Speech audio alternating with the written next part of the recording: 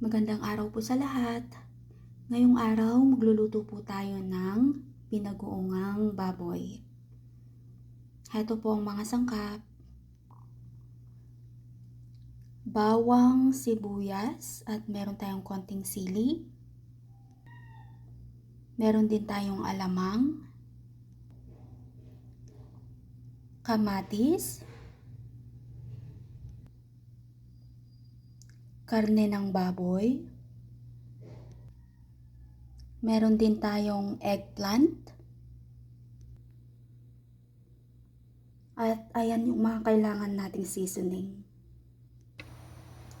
Ayan guys, umpisahan na natin yung pagluluto.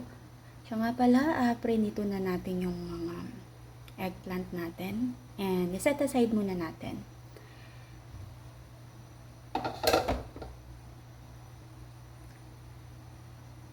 Ayan, igisa na natin yung bawang.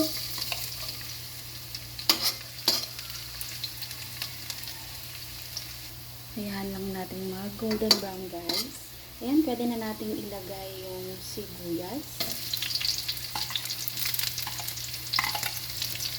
Palambutin lang natin ng bahagya yung sibuyas guys.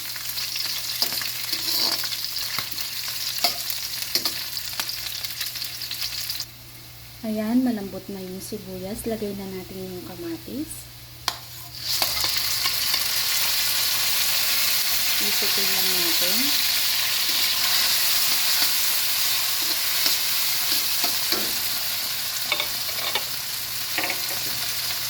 Isunod na rin natin yung alamang guys.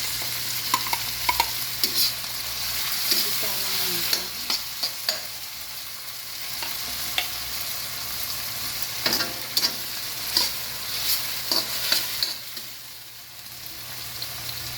Ayan guys, ilagay na rin natin yung karne ng baboy.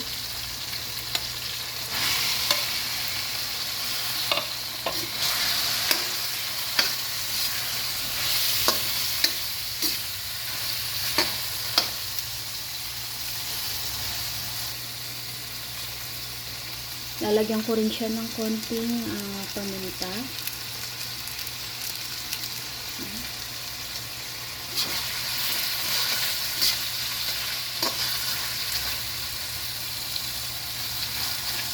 Igisa lang natin ng konti guys itong karne hanggang mag-golden brown. Lagyan na rin natin ng konting suka guys. Ayan. Then maglalagay din tayo ng asukal.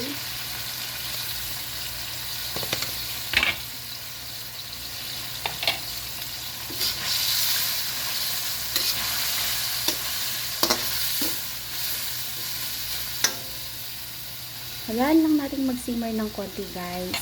Then after nun lalagyan natin ng tubig mamaya para palambutin yung karne. Ayan guys, lagyan na rin natin ng konting tubig.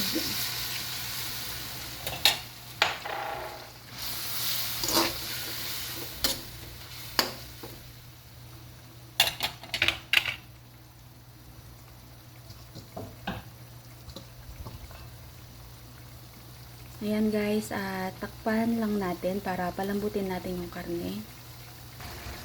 Lagay ko na pala yung sili guys, at saka maglagay na rin tayo ng seasoning.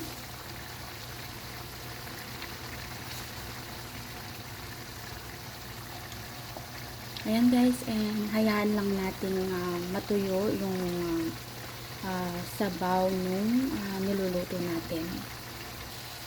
Ayan guys, tinikman ko na siya, okay naman na yung alat. Ngayon kung nakukulangan kayo sa alat, so pwede nyo naman lagyan ng asin. Ayan guys, since mapatuyo na yung sauce yung niluluto natin, lagay na natin yung eggplant. Bawal kasi yung banggitin yung Tagalog ng eggplant.